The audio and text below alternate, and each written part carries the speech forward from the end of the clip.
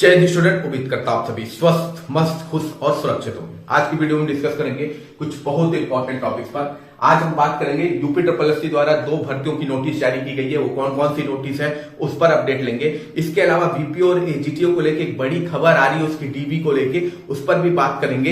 इसके अलावा क्या जा सकती है वीपीओ एजीटीए की फाइनल कट ऑफ, टीवी की कट ऑफ, उस पर भी बात करेंगे। और इसके अलावा कौन कौन से डॉक्यूमेंट आपको तैयार रखने हैं वीपीओ और एजीटीए के बच्चों को, क्योंकि डीबी का कभी भी नोटिस आपका जारी हो सकता है। तो कौन कौन से डॉक्यूमेंट तैयार रखने, अगर गलती है तो आपको क्या करना है, उस पर भी हम बात करेंगे। उससे पहले चैनल पे जो भी नए हैं चैनल को लाइक और सब्सक्राइब जरूर कीजिएगा, वीडियो अच्छा लगे तो शेयर कीजिएगा। और मेरा इंस्टाग्राम और टेलीग्राम चैनल फॉलो करने के लिए दोनों का लिंक डिस्क्रिप्शन बॉक्स में मेंशन है, आप वहां जाकर मुझको फॉलो कर सकते हैं। चलिए चलते हैं वीडियो की ओर। तो सबसे पहले बात कर लेते हैं वो 2 नोटिस की, जो 2 भर्ती की नोटिस जो यूपी ट्रिपल ने जारी की है। तो उसमें सबसे पहली और इंपॉर्टेंट नोटिस है आपकी जूनियर असिस्टेंट 32-34 की, ठीक है। जूनियर असिस्टेंट 32-84 की आपकी नोटिस जारी कर दी गई है। ये एग्जाम आपका 1 फरवरी को कंडक्ट होना है, 1 फरवरी को, और इसकी फीस आपकी जमा होना स्टार्ट हो गई है। यूआर और ओबीसी के लिए ये फीस 200 रुपए है, जबकि एससी एसटी के लिए ये फीस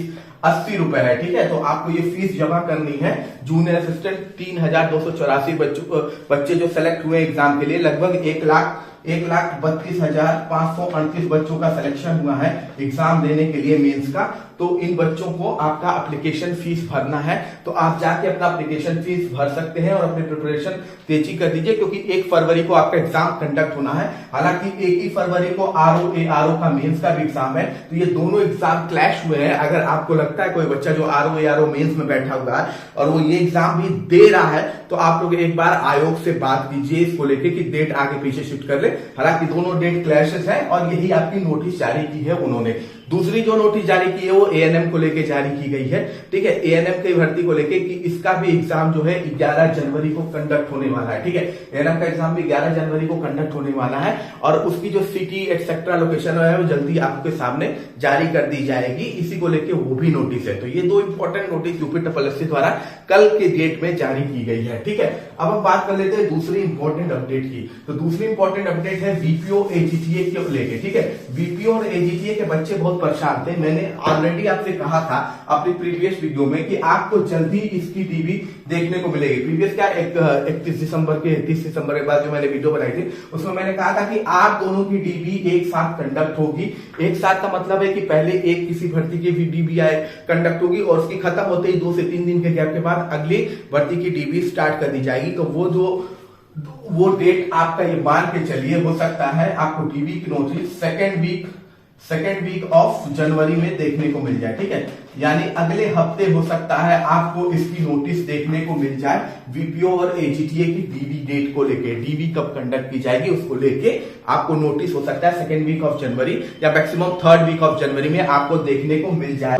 यानी कि पहले हो सकता है वीपीओ की कंडक्ट हो, उसके बाद एजीटीए की कंडक्ट हो, या हो सकता है पहले एजीटीए की कंडक्ट हो उसके बाद वीपीओ की कंडक्ट हो। लेकिन इन दोनों की जो नोटिस है उसके 99% चांस है, 99% चांस है कि ये आपको 2nd वीक ऑफ जनवरी या मैक्सिमम खींच के 3rd वीक ऑफ जनवरी में देखने को मिल जाएगी, ठीक है। तो जो भी बच्चे वीपीओ और एजीटीए की डीबी का इंतजार कर रहे हैं वो अब तैयार हो जाइए, आपको इसकी नोटिस जल्दी देखने को मिलने वाली है। इसके बाद हम बात कर लेते हैं इसकी कट ऑफ को लेके, ठीक है। तो देखिए वीपीओ और एजीटीए की कट ऑफ को लेके भी बच्चे परेशान है, क्या हो सकती है। तो एजीटीए में आपका सबसे पहले बात कर लेते हैं आपका एजीटीए को लेके। तो एजीटीए की देखिए भर्ती जो है एजीटीए की, इसमें लगभग 3446 पदों पर ये भर्ती हो रही है, ठीक है। 3446 पदों पे आपकी भर्ती हो रही है, और इसमें आपका ऑलरेडी डीबी की कट ऑफ आपको पता है क्या क्या गई हुई है, ठीक है। अब यहाँ पे हम बात कर लेंगे इसके मेंस की कट ऑफ को लेके, ठीक है। मेंस में क्या इसकी कट ऑफ जा सकती है, यानी फाइनल कट ऑफ क्या जा सकती है, डीबी मेंस में कह रहा हूं, फाइनल कट ऑफ आपकी क्या जा सकती है। तो फाइनल कट ऑफ में अगर बात करें तो अनरिजर्व कैटेगरी की अगर हम बात करें तो अनरिजर्व कैटेगरी में लगभग मान के चलिए 45 से 47 मार्क्स आपकी कट ऑफ जा सकती है। इससे कम हो सकती है, ज्यादा नहीं जा सकती है, ठीक है। मैक्सिमम नहीं जाएगी, हो सकता है 45 से कम हो जाए युवा की कट ऑफ, लेकिन 47 से ज्यादा आपको नहीं देखने को मिलेगी युवा की कट ऑफ। पेपर का लेवल बहुत ही टफ था, टेक्निकल क्वेश्चन इसके भी बहुत ही हार्ड आए हुए थे। इसके अलावा 5 ऑप्शन वाले पेपर थे, तो ये बड़ा कठिन हो जाता है कि उसमें आप एक वो जो निगलेक्टिंग मेथड इस्तेमाल करते हैं वो भी इसमें 5 ऑप्शन में कठिन हो जाता है। और ऊपर से टेक्निकल का भी पेपर इसका कठिन था, जीएस का भी पेपर इसका कठिन था, तो इस हिसाब से इसका paper moderate to high level का पेपर था। तो 45 से कम हो सकता है यूआर की कट ऑफ, ठीक है, ये एक्सपेक्टेड मेरी तरफ से कट ऑफ है, फाइनल कट ऑफ तो आयोग की तरफ से होगी, लेकिन 47 से ज्यादा नहीं जाएगा। 45 से कम जा सकता है, 47 से ज्यादा नहीं जा सकता है, ठीक है। अगर वही बात करें ओबीसी कैटेगरी की, तो ओबीसी कैटेगरी का आपका 42 से 44 के बीच में रहेगा, 42 से 44 के बीच में रहेगा। ईडब्ल्यूएस कैटेगरी की यानी इकोनॉमिक वीकर सेक्शन की अगर आप बात करेंगे तो ये आप मान के चलिए 39 से 41 के बीच में आपका इकोनॉमिक वीकर सेक्शन का रहेगा। वहीं आप एससी कैटेगरी यानी शेड्यूल कास्ट कैटेगरी की बात करें तो शेड्यूल कास्ट कैटेगरी का जो कट ऑफ रहेगा वो लगभग आपका 33 से 35 के बीच में कहीं घूमेगा, इससे कम हो सकता है, इससे ज्यादा नहीं जाएगा, ठीक है। और वहीं एसटी कैटेगरी की बात करें यानी ट्राइबल कैटेगरी की अगर आप बात करेंगे तो ये कट ऑफ आपकी 24 से 26 के बीच में घूमेगी, इससे कम जा सकती है, ज्यादा जाने के चांसेस कम है, ठीक है। अगर आप बात करेंगे तो ये भी आपका लगभग 35 से 37 के बीच में घूमेगा, ठीक है। तो ये आपका फाइनल कट ऑफ हो जाएगा एनजीटीए 3446 भर्ती का, ठीक है। अब हम बात कर लेते हैं आपका बीपीओ भर्ती को लेकर, ठीक है। बीपीओ भर्ती का कट ऑफ क्या जाएगा, उसके बाद हम बात करेंगे कि बीपीओ और एनजीटीए के बच्चों को कौन कौन से डॉक्यूमेंट अपने तैयार रखने हैं डीवी के लिए, ठीक है।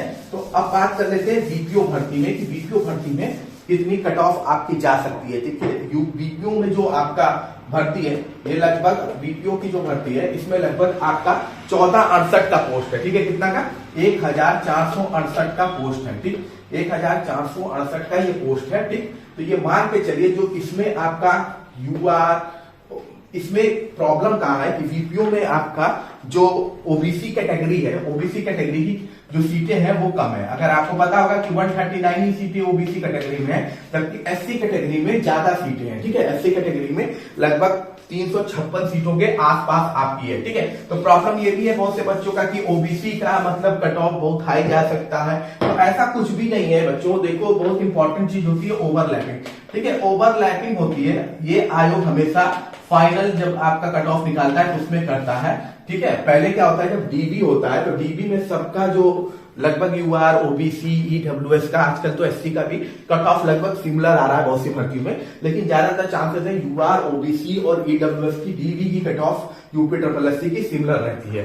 पर इसका मतलब ये नहीं होता है कि ओबीसी की सीटें कम है तो उसका कट ऑफ ज्यादा चला जाएगा, बिल्कुल ऐसा नहीं होगा। ये हो जाएगा ओवरलैपिंग। जब फाइनल कट ऑफ की बात आएगी तो ओवरलैपिंग होगा। ओवरलैपिंग में क्या होगा कि ओबीसी के जो अच्छे बच्चे होंगे वो यूआर कैटेगरी में शिफ्ट हो जाएंगे, ईडब्ल्यूएस के अच्छे बच्चे होंगे वो यूआर कैटेगरी में शिफ्ट हो जाएंगे।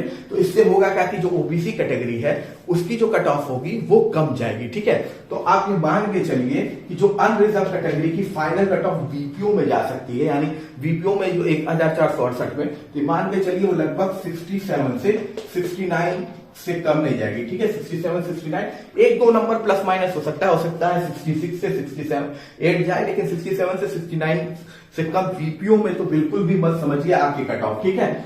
ओबीसी में आपका बात सही है कि यूआर में सीटें ज्यादा है, लेकिन जो बच्चे हैं ओवरलैप होकर ओबीसी, डब्ल्यूएसएससी के बेस्ट बच्चे यूआर में चले जाते हैं, तो इससे इसकी कट ऑफ उतनी डाउन नहीं जाती जितनी उम्मीद रहती है, ठीक है।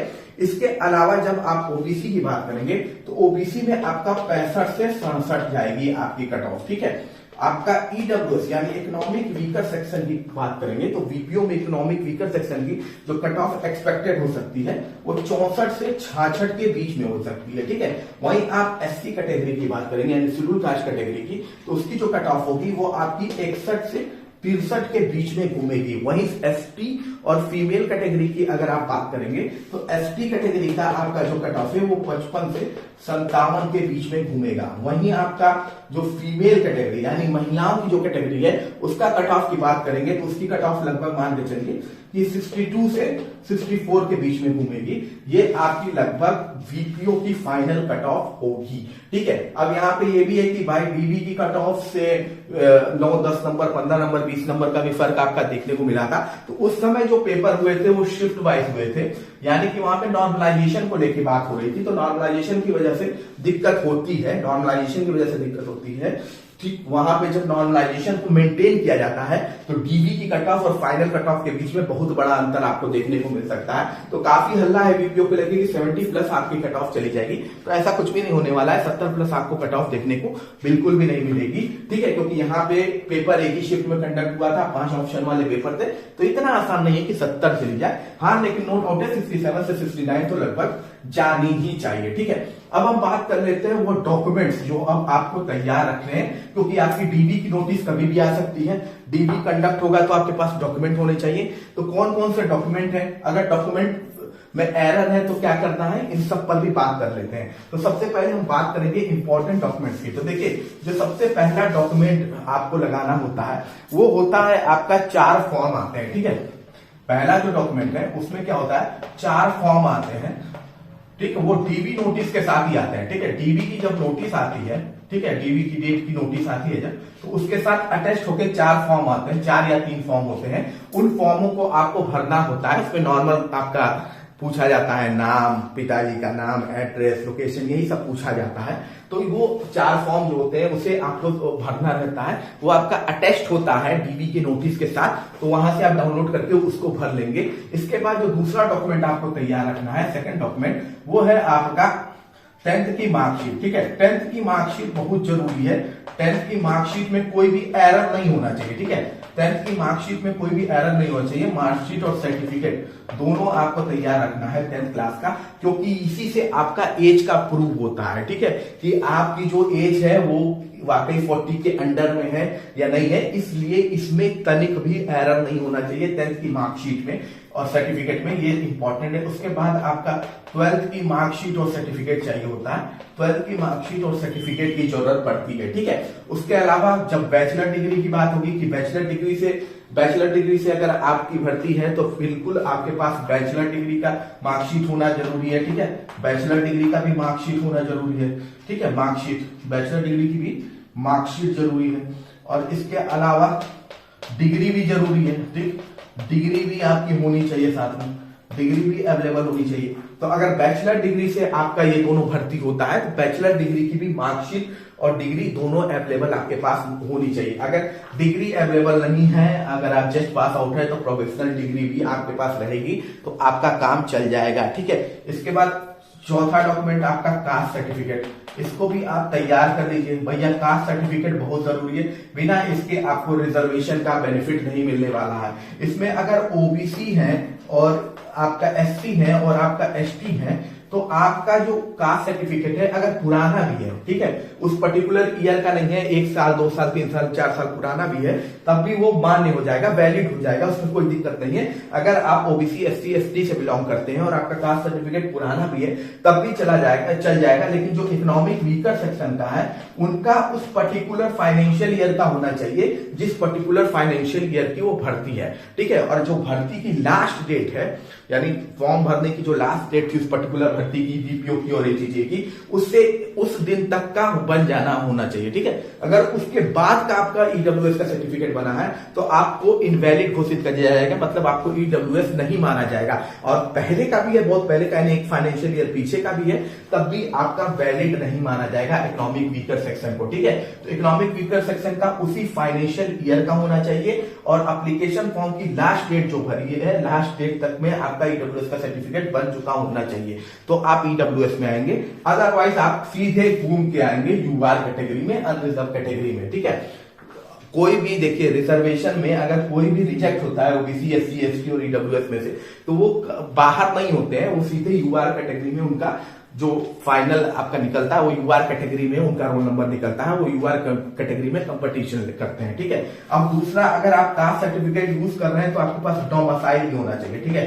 डोमिसाइल सर्टिफिकेट भी आपके पास होना चाहिए, ठीक है। यूआर कैटेगरी को छोड़ दीजिए, अनरिजर्व कैटेगरी को, तो बाकी हर कैटेगरी के पास डोमिसाइल सर्टिफिकेट होना चाहिए, क्योंकि यूआर कैटेगरी का किसी तरह का रिजर्वेशन होता नहीं है, तो उनको डोमिसाइल की जरूरत नहीं है। लेकिन जो भी व्यक्ति को अगर आपका कास्ट सर्टिफिकेट बना है तो उनके पास डोमिसाइल सर्टिफिकेट भी उत्तर प्रदेश का होना चाहिए, अदरवाइज आपको रिजेक्ट कर दिया जाएगा, ठीक है। इसके अलावा और आपके पास गवर्नमेंट आईडी की प्रूफ होनी चाहिए, गवर्नमेंट आईडी होना चाहिए, कोई भी गवर्नमेंट आईडी, आधार कार्ड रहे तो सबसे बेस्ट है, ठीक है। इसके अलावा आपके पास 6 फोटो होने चाहिए, ठीक है। 6 फोटो 6 फोटो आपके रिसेंट फोटो हो या एप्लीकेशन फॉर्म में जो भी आपका फोटो था उससे आपकी शक्ल मैच होती हो, ठीक है। पता चला एप्लीकेशन फॉर्म में दूसरी है और अभी शक्ल दूसरी दिख रही है, मैच होती हुई फोटो होनी चाहिए 6, ठीक है। इसके अलावा एक इंपॉर्टेंट और क्वेश्चन पूछते हैं लोग, एनओसी। एनओसी क्या होता है? तो नॉन ऑब्जेक्शन सर्टिफिकेट इसे कहा जाता है। ये केवल उनको जरूरत पड़ती है जो ऑलरेडी गवर्नमेंट जॉब में काम कर रहे हैं, ठीक है। अगर आप प्राइवेट जॉब में हैं तो आपको एनओसी की जरूरत नहीं है, अगर आप बेरोजगार हैं तो वैसे ही आपको एनओसी की जरूरत नहीं है। लेकिन अगर आप गवर्नमेंट जॉब में हैं और फिर आप इस गवर्नमेंट जॉब में शिफ्ट होना चाहते हैं तो ऐसे में आपको एनओसी जमा करना होता है। तो वो बच्चे जिनको जो ऑलरेडी गवर्नमेंट जॉब में है और वो फिर से इसमें डीबी में बैठना चाहते हैं तो उनको एनओसी जमा करना होगा। इसके अलावा पुलिस वेरिफिकेशन को भी लेके बच्चे बहुत परेशान रहते हैं कि पुलिस वेरिफिकेशन कैसे कराना है। तो पुलिस वेरिफिकेशन आप नहीं, आयोग कराता है, आपका उससे कोई लेना देना नहीं है, वो आयोग अपने हिसाब से कराएगा, ठीक है। और एक बड़ी इंपॉर्टेंट चीज ये है कि अगर इन सब चीजों में एरर है कहीं भी तो आपको उसके लिए क्या करना है? तो आपको उसके लिए एफिडेविट बनवाना है, ठीक है। एफिडेविट आपको बनवाना पड़ेगा। एफिडेविट में आप कचहरी जाइए, वहां पे आपके पास पूरा प्रोफार्मा अवेलेबल होता है। तो जो चीजें अगर आपकी स्पेलिंग मिस्टेक है, एड्रेस में मिस्टेक है, तो वो ऐसे टाइम में आप एफिडेविट बनवा के या अभी से उसको बनवा के रख लीजिए, ठीक है। एफिडेविट को बनवा के रख लेंगे, कचहरी में जाएंगे, आप बताएंगे मैं यूपी SSSC के आपके डीबी उसमें बैठा हूं, तो वहां पे आपको प्रोफार्मा मिल जाएगा, वहां पे आपका बन जाएगा एफिडेविट। तो अगर मार्कशीट में कोई एरर है या आपका कहीं भी कोई भी एरर स्पेलिंग को लेके है, डीओबी को लेके है, फादर नेम को लेके है, तो एक एफिडेविट बनवा लेंगे तो ये वैलिड हो जाएगा आपका, ठीक है। तो एफिडेविट होता है अगर मान लीजिए कोई भी एरर आपके सर्टिफिकेट में हो रखा है, ठीक है। इसके अलावा कोई भी क्वेश्चन आपको इससे रिलेटेड है तो आप मुझे कमेंट बॉक्स में पूछ सकते हैं। मिलते हैं अगली वीडियो में। जय हिंद, जय भारत।